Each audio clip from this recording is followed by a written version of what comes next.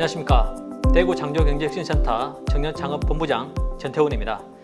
1강에서는 투자의 종류와 어떻게 투자를 받는가에 대한 설명이 있었습니다. 2강에서는 창업기업 성장 단계별 투자와 엔젤 투자에 대해 알아보았습니다.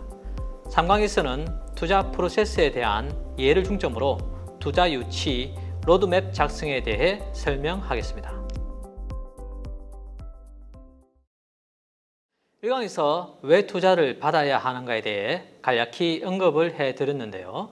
요약을 하면 투자 유치는 각 단계에 진입하기 전에 성장에 필요한 자금을 확보를 하는 한편 사업을 확장하기 위한 파트너를 만드는 것이다가 되겠습니다. 투자자는 J커브를 그리며 성장하는, 다시 말해서 확장성이 높은 스타트업에 투자를 하고 싶어 합니다. X축은 시간의 흐름을 뜻하며 Y축은 수익을 뜻합니다. Y축의 플러스 쪽으로 이동을 하면 수익이 난다는 뜻이 되겠죠.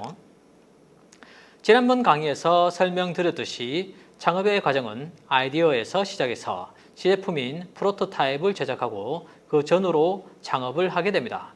고객 검증과 시장 검증을 통해 비즈니스 모델을 검증하고 양산 시제품을 제작한 후 제품 또는 서비스를 시장에 내놓게 됩니다. 시장 진입 단계에 들어가 사업을 확대하고 성장하게 되면 대규모 채용 등 1차 확장을 하게 됩니다. 성장 단계에 본격적으로 진입하게 되면 공장, 건물 등 시설 확장과 더불어 해외 진출을 포함해서 2차, 3차, 4차 등 사업 확대를 확대하게 되고 주식 상장이나 M&A 등을 통해서 투자 배수를 위한 엑식 과정이 일어나게 됩니다. 여기서 중요한 것은 각 성장 단계별로 소요되는 자금이 다르기 때문에 스타트업 대표는 신속한 시장 진입과 성장을 위해 그에 맞는 자금 확보를 위해 최소한 6개월 전부터 자금 확보를 위해 노력을 해야 한다는 것입니다. 먼저 아이디어 단계와 시제품 제작 단계에 필요한 자금을 시드머니 투자라고 하는데요. 이 단계에서 주로 투자하는 투자자는 엔젤 클럽과 마이크로 VC가 되겠습니다. 수천만 원부터 최대 3억 원 정도까지 투자를 받게 됩니다. 제품 및 서비스가 정식으로 출시된 후 본격적으로 성장 단계에 진입하게 됩니다. 본격적으로 양산과 마케팅이 실시되기 때문에 많은 자금이 필요하게 됩니다. 이때 필요한 자금을 투자받는 것을 시리즈 A 투자라고 하는데요. 주로 수억 원 내외의 투자를 받습니다. 시장에서 어느 정도 확고한 점유율 및 선점을 위한 투자를 받는 단계를 시리즈 B 투자라고 하고 시리즈 C, D, E 단계는 국내뿐만 아니라 글로벌 대상으로 사업 확장이 필요할 때 대규모 자금을 유치하는 단계를 말하는데요. 시리즈 B 이상부터는 최소 몇십억 원에서 조 단위 투자까지 단계별로 투자를 받게 됩니다. 그럼 왜 투자를 받아야 할까요?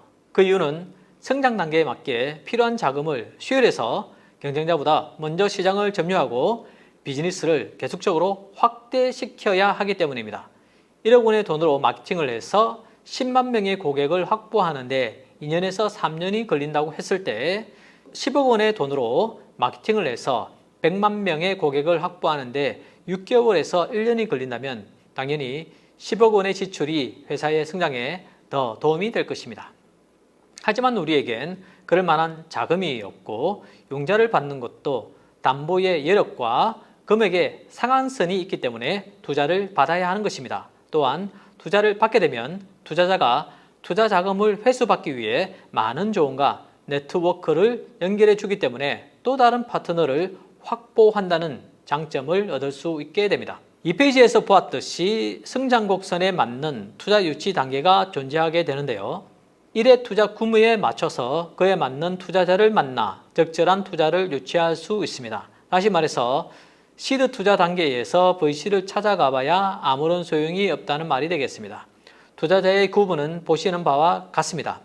아래에서 보면 엔젤, 개인 투자 조합, 엑셀러레이터, 크라우드 펀딩, 공적 자금 투자를 하는 신보 기부 등이 있고 벤처 캐피탈, 줄여서 VC라고 말하는 창업투자회사, 신기술금융회사, LLC, VC가 있습니다. 창업투자에서는 줄여서 창투사라고 하는데 2020년 12월 기준 중기부에 등록되어 있는 창투사는 165개가 있고 2020년도에 신규 개성된 투자 재원은 6조 6천억 원, 운영적인 투자 재원은 32조 9천억 원에 이른다고 합니다. 신기술 사업금융회사는 줄여서 신기사라고 하는데요. 창도사와 달리 금융위원회 산하로서 적용법이 다르지만 창도사와 기능은 거의 동일하다고 보시면 되겠습니다. LLC형 VC는 창도사 설립 자본금 규정을 적용받지 않는 유한책임회사 형태의 VC입니다. VC는 1회에 최소 5억 원 이상의 투자를 진행하는데 마이크로 VC는 1회 5억 원 이내의 투자를 진행할 수 있습니다. 엑셀러레이터가 마이크로 VC의 역할을 수행할 때에는 1회 3억 원 이내의 투자를 진행하는데 LLC형 마이크로 VC는 최대 5억 원 이내의 투자를 진행한다는 차이점이 있습니다. IPO, 즉 주식 상장 전 후기 단계 투자를 전문으로 하는 투자기관에 사모펀드, 자산운용, 증권은행들이 있습니다. 1회 투자 규모로 구분한다면 5천만 원 전후, 1억에서 3억 원 전후, 2억에서 10억 원 전후, 5억 원 이상, 수십억에서 수천억 원 단계의 투자 규모로 구분하겠고 초기일수록 유치하려는 금액에 맞는 투자자에게 집중하시면 되겠습니다. 초기 기업 컨택 집중 대상은 보시는 바와 같이 붉은 테두리로 표시하였습니다.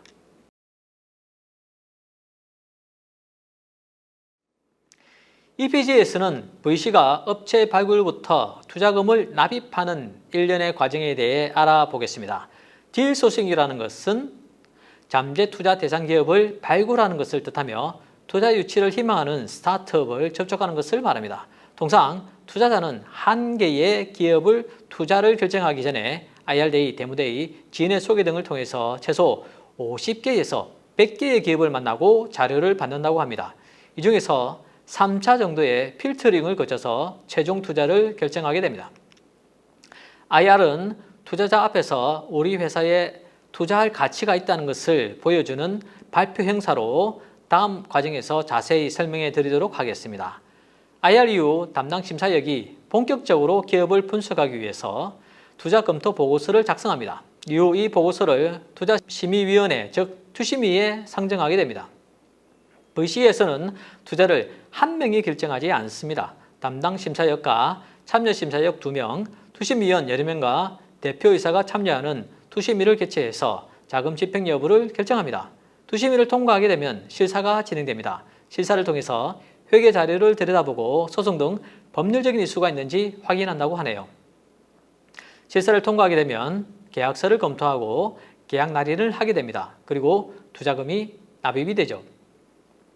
이러한 과정들이 짧게는 3개월에서 보통 6개월 정도 소요되기 때문에 투자를 받기를 희망한다면 최소한 6개월 이전부터 움직여야 되겠죠.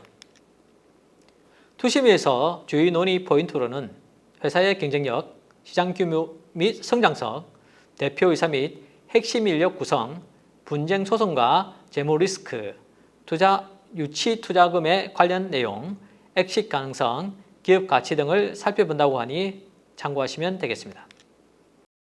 투심위에서 부결되는 주요 원인은 다음 4가지 항목으로 나뉜다고 합니다. 첫 번째로 시장성과 사업성 문제, 두 번째로는 차별성과 경쟁력 문제, 세 번째로는 사람 및 팀 역량 문제, 네 번째로 엑싯, 즉 출구 전략 문제가 되겠습니다.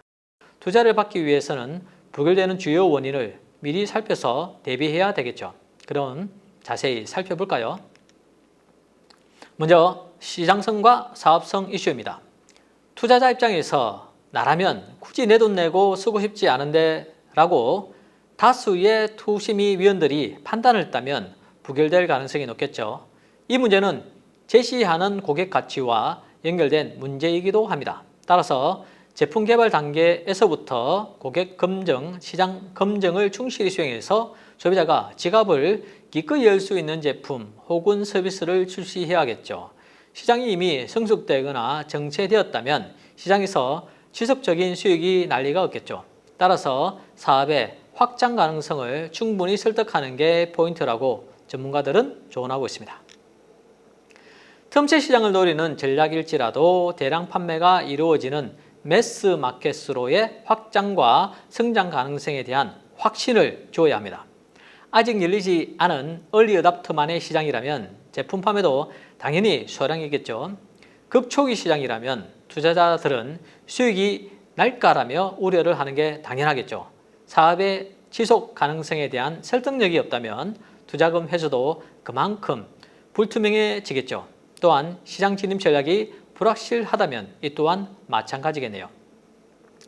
고령자 복지연구 보조 제품은 국가의 보조금 지급 규모와 일치하게 됩니다. 이러한 경우 정부의 예산 규모 변동에 따라서 시장이 변하기 때문에 지속적인 수익을 담보하긴 어렵겠네요. 플랫폼 시장은 승자가 모든 것을 가져가는 승자 독식 시장입니다. 승자가 되기 위해서 엄청난 자금이 필요하고 경쟁도 그만큼 치열하다고 봐야겠네요. 투자한 기업이 승자가 될 가능성이 높다고 확신이 든다면 투자가 뒤따르겠네요. 진입장벽이 낮고 후발주자의 모방이 우려된다면 시장에서의 지위가 흔들리지 않는 경쟁력이 있는지를 보여줘야 한다고 전문가는 조언하고 있습니다. 기업이 고객인 B2B, 정부 등이 납품하는 B2G 기업인 경우 수주 경쟁이 치열합니다. 수주를 못 받게 되면 매출이 급감하게 되기 때문에 투자자는 이를 우려한다고 하네요. 사업의 안정성을 어필해야 합니다. 국내 시장이 충분히 크다면 로컬 비즈니스도 나쁘진 않겠죠. 그렇지 않다면 글로벌 진출과 성공할 수 있다는 확신을 심어줘야 합니다. 또한 해외 진출 계획에 대해 구체적인 플랜 없이 두리뭉실 언급만 한다면 두심에서 당연히 공격을 받겠죠. 돌발적인 대외 변수의 가장 좋은 예는 코로나가 되겠습니다. 이러한 시기에 화장품 관련 제품과 서비스는 두심이에서 우리의 목소리가 당연히 나오겠죠. 동종업계 선발업체가 부진한 성적을 내놓고 있다면 후발주자 또한 그러할 것이다 라는 선입관을 줄 수 있습니다. B2B 비즈니스 모델을 가진 기업이 고객사의 매출 확대에 도움이 안 되고 비용 절감에 도움을 준다면 고객사의 제품 구매 우선순위에서 뒤처질 가능성이 존재해 시장 확대에 어려움을 겪을 수가 있다고 합니다. 따라서 매출 확대에도 도움을 줄 수 있다는 어필이 있어야 한다고 전문가는 조언하고 있습니다. 규제 문제가 아니더라도 시장 참여자 간 복잡한 이해관계가 존재한다면 그것을 해결하지 않고서는 확대에 문제가 된다고 한다면 두심위에서 부결될 가능성이 높습니다. 비즈니스 모델에 대한 논리적 설명이 결여되었다면 두심위에서 통과되기 어렵겠지요. 투자사는 많은 다양한 업종에서 해당 분야에 성공한 기업과 실패한 기업에 대한 자료와 성공의 패턴을 알고 있습니다. 업종과 시장에 대한 지식이 부족하다면 투자자가 투자에 대해 당연히 부정적으로 생각하겠죠. 두 번째로 차별성과 경쟁력 이슈에 대해서 말씀드릴까 합니다. 하이테크 기업의 가장 큰 경쟁력은 기술력이 되어야 합니다. 이에 대한 확신을 심어주지 못하면 투자에 대한 부정적인 의견이 높아지겠죠. 기술이 보편적인 기술이고 시장의 진입 장벽이 낮아서 경쟁자 유입이 쉽다면 기술 기업으로 포장하기보다는 마케팅 역량을 강조해야 합니다. 또한 시장이 발전하는 상황 추이를 살펴보았을 때 대기업이 미래 신산업을 육성한답시고 뛰어든다고 한다면 스타트업의 성공 가능성은 낮아진다고 볼 수 있겠습니다. 마케팅 중에서 프로모션 경쟁이 극에 달하여 자금 출혈이 많을 것으로 예상되는 사업 분야는 자본력이 높은 기업이 우위를 점하게 됩니다. 이런 투자로 인해서 시장을 장악하는 것이 아니라 지속적인 자금 수혈이 필요하다고 판단이 된다면 당연히 투자를 꺼리게 되겠죠. 하드웨어 스타트업의 경우 중국 심천이 훨씬 더 저렴한 부품 조달과 더 큰 시장을 가지고 있기 때문에 중국 기업과의 경쟁이 우려되는 기업엔 투자를 꺼린다고 합니다. 세 번째는 사람 및 팀 역량 이슈입니다. 투자자들은 사람을 보고 투자한다는 말을 가장 많이 한다고 합니다. 대표이사의 역량, 열정, 비전, 창업 배경, 태도가 무엇보다 중요하다고 합니다. 대표이사가 너무 고집이 세다든가 투자자에게 우호적이지 않다면 나중 의견차로 갈등이 발생할 가능성이 높기 때문에 투자자들은 경험적으로 그러한 창업자에게 투자를 하지 않는다고 합니다. 아무리 높은 기술을 가지고 있는 기업일지라도 시장에서 물건을 팔릴 수 있게 만드는 능력도 같이 있어야 하기 때문에 엔지니어 위주로 편중된 창업팀에 대해 당연히 우려의 시선을 보내겠죠. 끝으로 출구 전략인 엑싯 이슈가 되겠습니다. 투자자의 가장 큰 관심사항은 투자를 통해서 수익을 얼마나 회수할 수 있느냐입니다. 투자자는 언제나 기승전 엑싯이라는 농담이 있을 정도입니다. 엑싯에 대한 시나리오가 불명확할 경우 투자에 대한 우려의 시선이 당연히 함께 따라오겠죠. 기업 가치 평가는 평가 방식에 따라서 많은 차이가 날 수밖에 없습니다. 기업 가치에 대해 투자자와 투자를 받는 기업 대표 간에 차이가 있다면 투자가 부결될 가능성이 그만큼 높다고 하겠습니다. 투자 유치 사례를 한번 들어보도록 하겠습니다. 이용자들이 종이 전단지를 찾아서 배달 음식점에 전화를 해야 하는 불편함을 해소하여 배달 앱이라는 새로운 시장을 개척한 회사가 있습니다. 자그마치 10년 만에 2020년 매출이 1조가 넘은 회사, 국내 6번째 유니콘 기업 아시죠?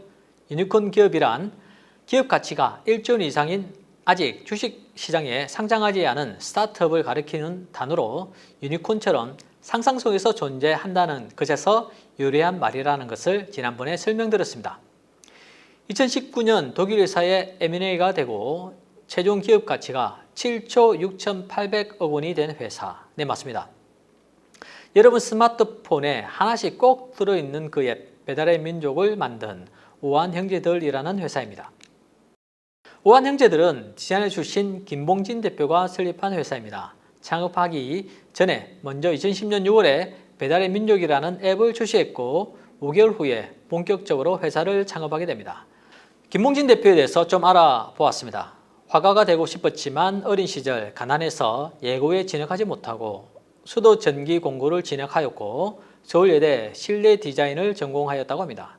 네오위즈 네이버에서 웹 디자이너를 일하다가 오한형제를 창업하였다고 하는데요. 스타트업계에서 보기 드문 흑수저, 공고 출신, 전문대졸, 무자본 창업의 성공 신화를 만든 기업가 정신의 가장 재능적인 모델이라고 할 수 있겠습니다.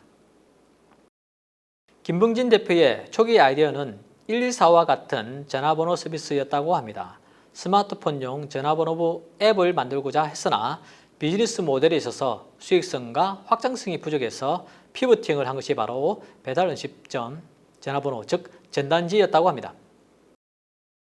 김봉진 대표는 거리를 어지럽히고 집집마다 대문에 덕지덕지 붙어있던 음식점 전단지를 모바일로 옮기면 어떨까라는 생각을 했다고 하네요.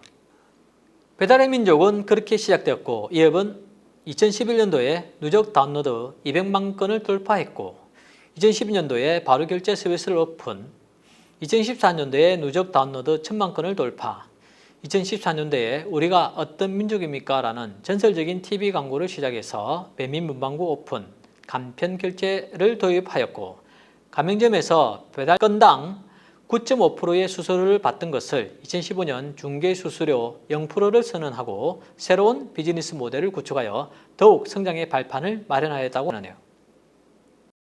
비즈니스 확장을 위해서 2015년 직접 배달을 하는 배민 라이더스를 오픈하였고 2016년도에 연간 거래액 1조 원을 돌파, 2019년 5조 원 돌파, 2020년도에 15조 원을 돌파하여 국내 배달앱 시장 점유율 60%를 차지하는 거물 스타트업이 되었습니다. 그럼 본격적으로 우한형제들의 투자 유치 현황에 대해서 알아볼까요?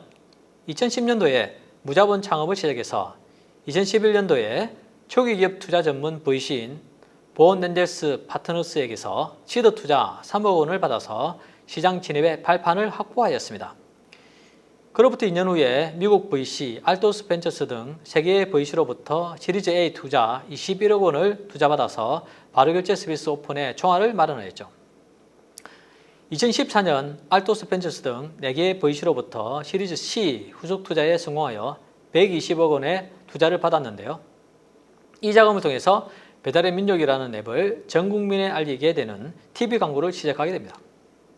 2014년 미국의 유명한 금융회사 및 투자회사인 골드만삭스로부터 400억 원을 투자받고 비즈니스 모델을 유연하게 가져가 중개수수료 0%를 선언하고 배민 라이더스를 오픈하게 됩니다. 그 후로 히라후스 캐피탈 그룹에게서 시리즈 E 570억 원, 네이버로부터 350억 원을 투자받고 2018년도엔 싱가포르 투자청 등 3개 기관으로부터 3,600억 원의 시리즈 E 투자를 받게 되는데요. 2021년 3월 초 독일 딜리버리 히어와 M&A 최종 성사가 되어서 최종 기업 가치는 약 57억 유로, 하나 약 7조 6,800억 원이 책정이 되었고 최종적으로 투자를 유치한 금액이 4조 6,388억 원이 되었다고 합니다. 오한 형제들은 이 페이지에서 설명드린 가장 전형적인 제2곡선을 보이면서 성장하였고 성장 단계에 맞게 시기적절하게 투자를 유치해서 엑시까지 성공한 가장 교과서적인 기업이 되었습니다. 우한 형제들의 비즈니스 모델에 대해서 한번 알아보겠습니다. 초기 배달의 민족의 비즈니스 모델은 다른 배달앱과 다르지 않았습니다. 가맹점 음식점에 중개 수수료를 받는 것이었죠. 우한 형제들도 배달의 민족 가맹점에 배달 건당 9.5%의 수수료를 받아왔습니다. 하지만 2015년도에 부과하는 중개 수수료가 너무 높다는 논란이 되자 비즈니스 모델을 바꾸게 됩니다. 바로 중개 수수료 0%를 선언하게 된 거죠. 비즈니스 모델의 변경은 오히려 전화위복이 되어서 6개월 만에 바로 결제 주문이 85%의 성장을 보이는 성과를 내었다고 합니다. 배달의 민족은 가맹 음식에 광고 상품을 제공하고 가맹 음식점은 배달의 민족에 광고 상품 비용을 지불합니다. 여기서 배달의 민족의 수익이 발생하게 됩니다.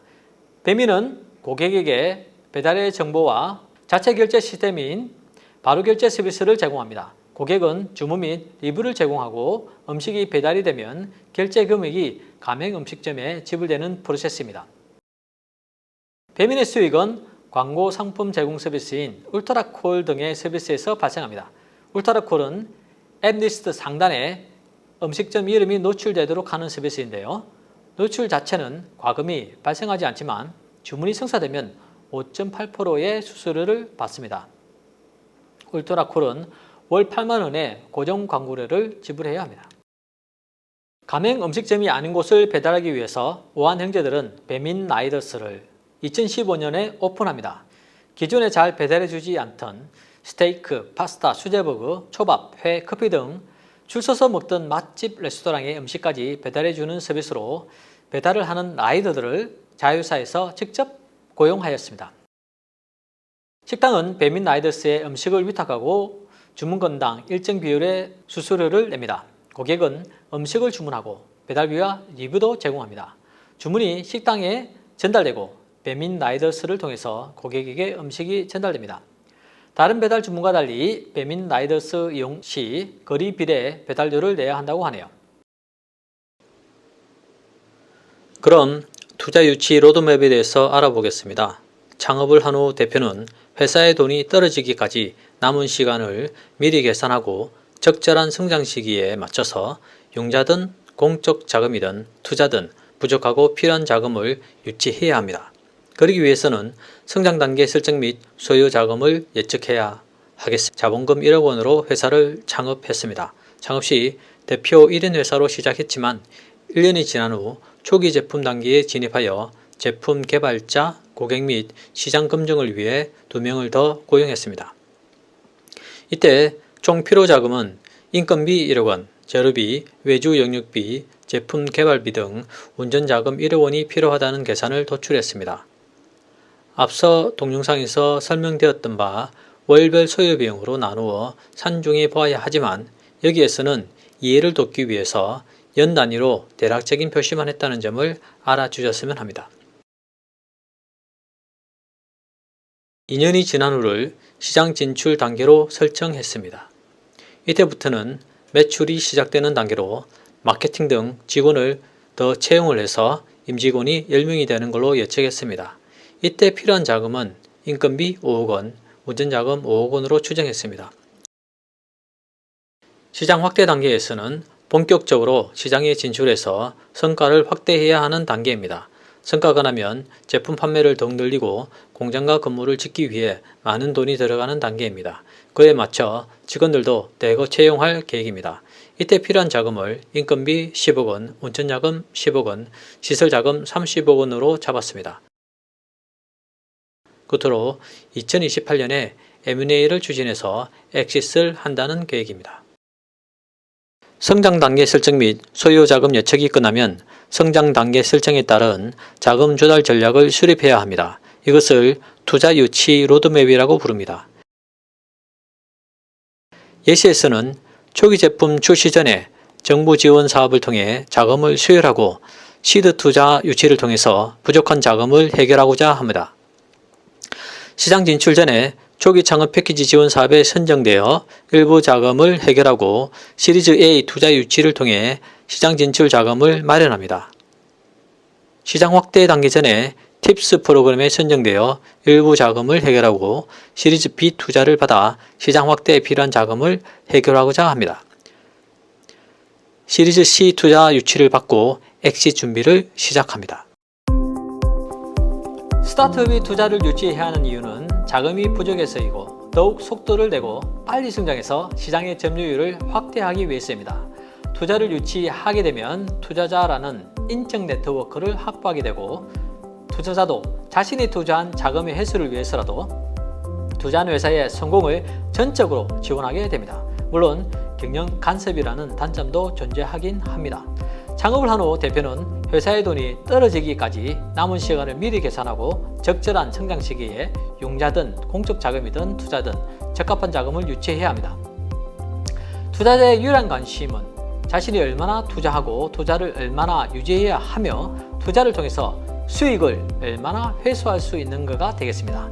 이를 잘 이해한다면 적절한 성장 단계에 맞게 투자를 유치해서 회사의 생존과 성장을 이끌 수가 있겠습니다. 본 강의는 여기에서 마치겠습니다.